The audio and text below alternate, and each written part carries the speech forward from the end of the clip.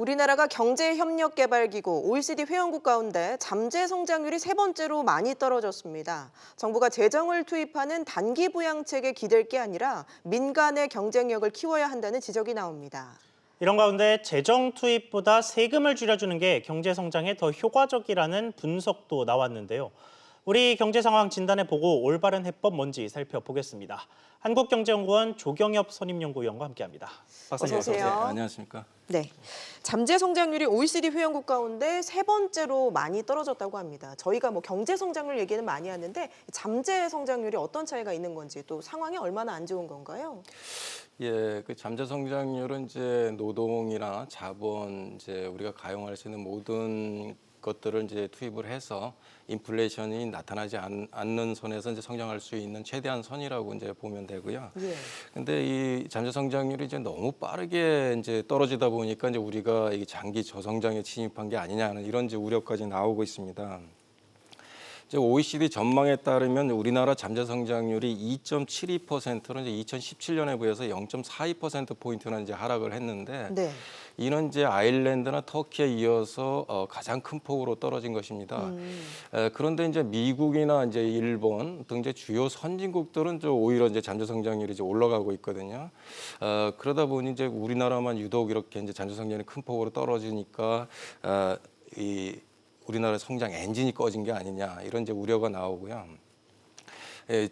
잠재 성장률과 실질 성장률과의 차이를 이제 GDP 갭이라고 하는데 예. 사실 2013년부터 지금 계속해서 이제 그 갭이 마이너스로 갔습니다. 그러니까 다시 말해서 잠재 성장률보다도 밑으로 이제 성장을 했다는 얘기인데요. 그래서 이게 장기적으로 가다 보니까 이제 장기 저성장이 아니냐 하는 이제 이런 이제 우려가 나오고 있는 거고, 특히 이제 2013년에 비해서 2018년에 이런 마이너스 그 GDP 갭이 2.75배나 이제 좀 커지고 있습니다. 그러다 보니까 현 정부의 그 위기 관리 능력이라든가 아니면 이제 정책에 대한 이제 의구심이 커지고 있는 상황입니다.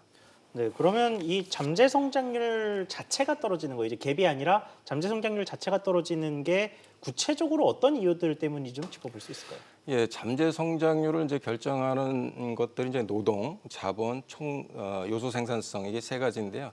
여기서 이제 총 요소 생산성인 경우는 기술 수준이라든가 법 제도, 그다음에 노사 분교 이와 같이 이제 눈에 보이지는 않지만 이제 성장에 기여하는 것들을 이제 총 요소 생산성으로 하는데요.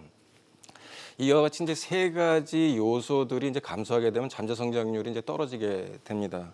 근데 우선 이제 그 노동을 보면 노동은 노동 인구뿐만 아니라 노동 시간에 의해서 이제 결정이 되는데 예.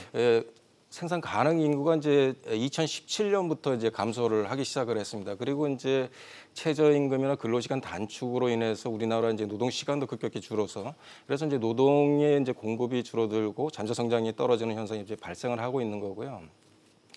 자본의 경우에도 이제 노동 인구가 감소한다든가 노동의 생산성이 떨어지면 자본의 수익률이 떨어집니다. 그러다 보면 이제 자본이 외국으로 빠져나가게 되고, 그리고 이제 특히 이제 국내 투자 환경이 나쁜 경우에도 이제 자본이 많이 이제 외국으로 나가니다. 그래서 이제 자본이 감소하는 경향이 있고요.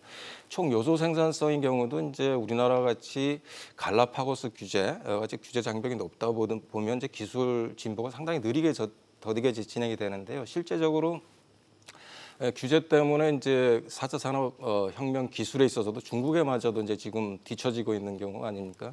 그러다 보니까 이제 대부분의 잠재 성장률이 하락하는 요인들이 정부 정책과 상당히 연계가 돼 있다는 것을 알 수가 있습니다. 예, 이렇게 전반적인 성장률 상황이 안 좋아지다 보니까 정부도 최근에는 위기의식을 느끼고 있는 것 같긴 합니다. 최근에 이례적으로 대통령이 경제장관 회의를 소집하기도 했죠. 예, 그렇습니다. 위기설을 극구 부인하다가 갑자기 또 위기설을 들고 나오니까 이게 그렇다고 해서 이제 잘못된 정부 정책을 이제 바꾸겠다는 이런 의도보다는 내년에 이제 슈퍼 예산을 좀 수월하게 이제 편성하자 이런 뜻으로 좀 읽히고 있습니다. 내년도 예산을 보면 이제 일자리 지원 사업이라든가 이제 현금성 복지 그다음에 이제 선거를 의식한 지역 SOC 사업 이런 곳에 이제 상당한 예산이 많이 편성이 되고 있습니다. 그런데 이제 지금까지 보았듯이 일자리 지원 사업에 약 지금까지 80조 원을 투입했지만 고용 참사가 지금 발생을 하고 있고 현금성 복지 같은 경우에도 2017년에 한 22조이던 것이 이제 현재 한 41조까지 이렇게 늘어났습니다. 그럼에도 불구하고 이제 그 소득 격차는 역대 최대로 지금 벌어져 있는 상황입니다.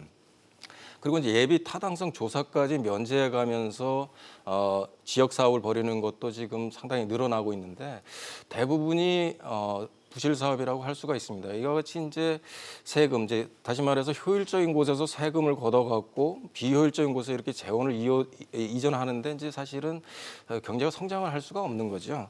그래서 이제 이렇게 재정을 마구 쓰다 보니까 이제 국가 채무가 이제 빠르게 지금 증가를 하고 있는데 내년에 이제 만기 연장까지 포함해서 130조 원의 이제 국채를 발행할 예정입니다. 그런데 이렇게 되면 이제 자동적으로 시장 금리가 인상이 되고 그러다 보면 재정 정책이나 금융 정책이 제대로 작동하지 않습니다. 그래서 이런 재정 투입보다는 어떤 잘못된 정책을 수정하는 데 좀 집중을 해야 된다 생각합니다.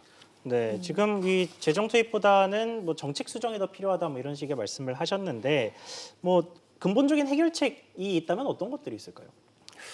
예, 이제 구조조정, 그러니까 경기 침체기에 우리가 얻을 수 있는 혜택이라는 것은 구조조정입니다. 이제 한계 기업들이 시장에서 퇴출이 되고 혁신 기업들이 이제 그 자리를 메꿔가는 이런 구조조정이 자연스럽게 일어났을 때 사실 이제 지속 가능한 성장이 가능한 건데요. 근데 한국은행 발표에 보면 우리나라 이제 돈을 벌어서 이자도 못 갚는 이런 한계 기업들이 35.7%에 달하고 있습니다. 이게 중소기업 경우에는 47.2%, 둘 중에 하나는 지금 한계 기업인 상황입니다. 이런 상황에서 금리를 인하하고 재정을 확대하게 되면 이런 이제 한계 기업 퇴출이 이제 지연이 되게 되고 특히 우리나라 같이 이제 규제 장벽이 높은 상황에서는 혁신 기업들이 이제 시장에 진입하기 상당히 어렵습니다. 그러다 보면 이 경기 침체가 장기화될 수밖에 없는데요.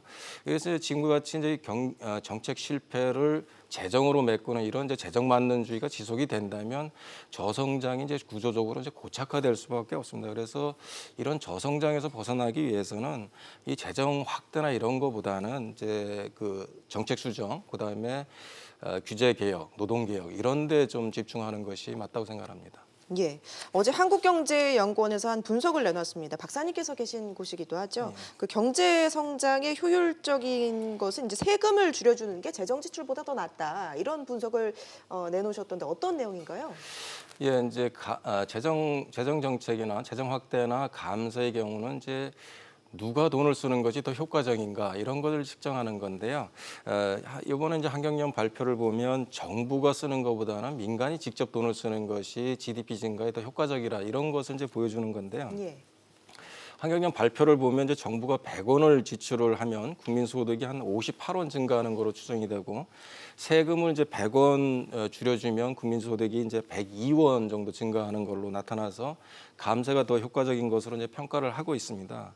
그런데 이제 정부 정책에 대한 신뢰도가 이제 신뢰가 무너지고 있고 비효율적인 곳에 선심성으로 재정이 투입이 되고 그러다 보면 이제 국가 채무가 임계치를 지금 넘어서는 상황이기 때문에 우리나라 재정 지출 승수가 지금 마이너스일 가능성도 있다 이런 제 주장이 나오고 있습니다. 그래서 한경련이 추정한 이게 재정 지출 승수가 좀 과대 추정이 될 수가 있고요. 예. 그리고 반면에 이제 감세의 경우에는 재정 지출에 비해서 이제 효과가 좀 더디게 나타난 이런 단점이 있습니다. 그럼에도 불구하고 투자 유인이라든가 노동 유인들을 이렇게 높여주기 때문에 그 효과가 크고 지속성이 좀 높은 걸로 평가가 되고 있습니다. 그래서 정부는 이제 뭐 국방이나 외교, 치안, 복지 이와 같이 이제 시장에서 할 수 없는 것 이러한 이제 분야를 제외하고는 가능한 지출을 이제 줄여주고 민간이 이제 세금을 낮춰서 민간의 역할을 좀 확대하는 이런 이제 방향으로 가야 된다고 생각을 합니다. 네, 그리고 최근에 영국 일간지인 텔레그래프에서 우리나라 경제에 대해서 이야기를 했던데 이게 한국 경제가 심각한 위기 직전 상황이고 일본의 잃어버린 10년보다 더 심각한 위기가 올 수도 있다. 뭐 이런 식의 얘기를 했던데요. 사실 일본의 잃어버린 10년이라는 건 우리나라 사람 대부분이 가지고 있는 일종의 경제 공포에 가까울 텐데 이 분석에 대해서는 어떻게 보고 계십니까? 예, 정확한 분석이라고 생각을 하고요. 이제 일본이 장기 침체에 이제 접어드는 1990년대 상황하고 현재 우리 상황이 너무 흡사하다 보니까 이제 이런 진단이 나오고 있는 것 같아요. 그러니까 프라자 합의 이후에 이제 일본 정부가 진단을 잘못하고 처방도 잘못하면서 이제 버블이 붕괴되고 장기 침체에 이제 접어들게 됐는데요. 일본 정부는 이제 재정을 확대하고 금리를 인하하면 이제 수요가 늘고 그러면 이제 경기가 살아날 거로 이제 기대를 했지만 일본 정부가 쓴 대부분의 돈을 보면 공공기관이나 공공 일자리 창출 거의 이제 비효율적인 곳에 이제 재정을 투입하다 보니까 경기는 살아나지 않고 국가 채무만 이제 급속히 이제 증가하는 이런 현상이 이제 발생을 했습니다.